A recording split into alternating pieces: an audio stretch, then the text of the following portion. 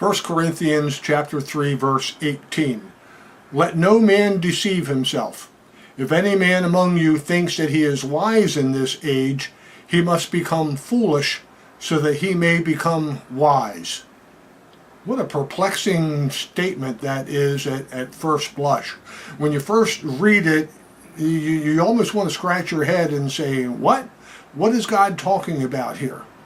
You see, we must not understand to believe. No, we are to believe in order to understand.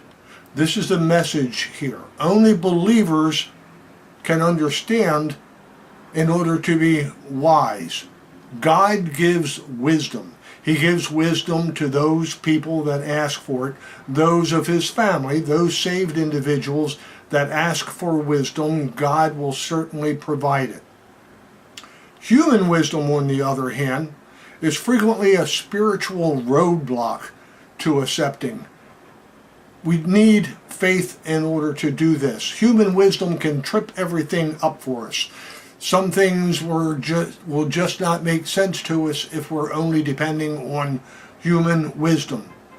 Too many people believe that they are much too intellectual to be that gullible, to trust in God, to believe that there is a God, to trust in God's supernatural existence.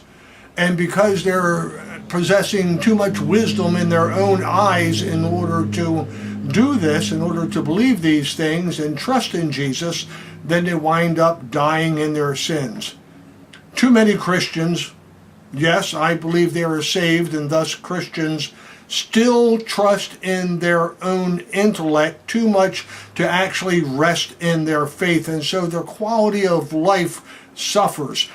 Yes, they're saved. Yes, they believe that God one day is going to give them everything that they need, but right now their knowledge is a hindrance, and it causes them to not really trust in God for the routine day-to-day living.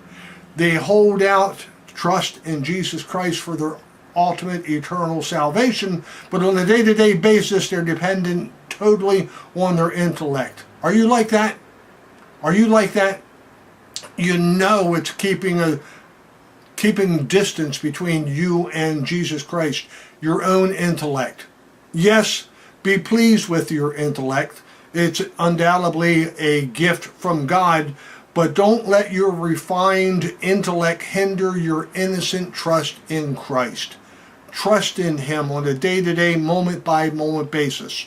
In this passage in 1 Corinthians chapter 3, the message here is, in a Christian, head knowledge, we are warned, can easily be a stumbling block to a life of faith in Jesus. Relax and go with trust in God, as opposed to making intellect your number one priority.